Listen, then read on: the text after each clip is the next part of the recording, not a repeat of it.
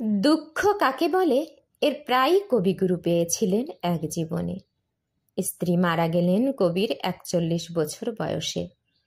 কবির ছিল ৩ মেয়ে ২ ছেলে, রথীন্দ্রনাথ, সোমেন্দ্রনাথ আর বেলা, রানী ও অতসী।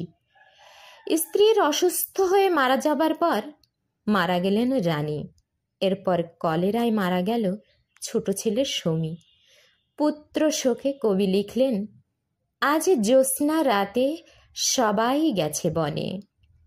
কবির মনে হলো এই জ্যোৎস্নায় কবি বনে গেলে হবে না, বরং তাকে জেগে থাকতে হবে। যদি বাবার কথা মনে পড়ে সমীর, যদি এসে কবিকে না পায়, তিনি লিখলেন, আমারে যে জাগতে হবে, কি জানি সে আসবে কবে, যদি আমায় পড়ে তাহার মনে।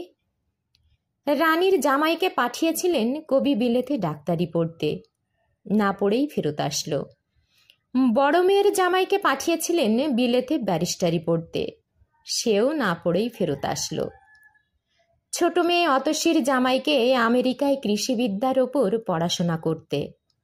লোভী এই লোক কবিকে বারবার টাকা চেয়ে চিঠি দিত।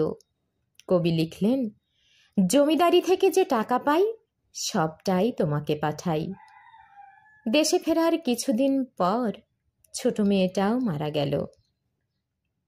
সবচাইতে কষ্টের মৃত্যু হয় বড় মেয়ের।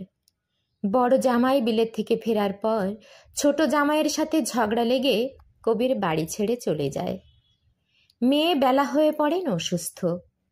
অসুস্থ এই মেয়েকে দেখতে কবিগুরু প্রতিদিনই গাড়ি করে মেয়ের বাড়ি যেতেন। কবিকে যত রকমভাবে অপমান করা যায় এ জামাই সেটাই করতেন। কবির সামনের টেবিলে পা তুলে সিগারেট খেতেন। তবুও কবি প্রতিদিন যেতেন মেয়েকে দেখতে। একদিন কবি যাচ্ছেন, মাঝপথেই শুনলেন বেলা মারা গেছে। কবি শেষ দেখা আর দেখতে গেলেন না, মাঝপথ থেকেই ফেরত চলে আসলেন। হৈমন্তীর গল্প যেন কবির মেয়েরই গল্প। শোক কতটা গভীর হলে কবির কলম দিয়ে বের হলো, আছে দুঃখ আছে মৃত্যু, বিরহ দহনে লাগে, তবু শান্তি, তবু আনন্দ, তবু অনন্ত জাগে। কবির মৃত্যু হলো অতিমাত্রায় কষ্ট সহ্য করে, প্রস্রাবের প্রদাহে। কি কারণে যেন কবির বড় ছেলে রথীন্দ্রনাথের কাছ থেকে শেষ বিদায়টাও পাননি। দুঃসম্পর্কের এক নাতনি ছিল কবির শেষ বিদায়ের ক্ষণে। প্রথম জীবনে যে গান তিনি লিখেছিলেন, এইটাই যেন কবির শেষ জীবনে সত্যি হয়ে গেল।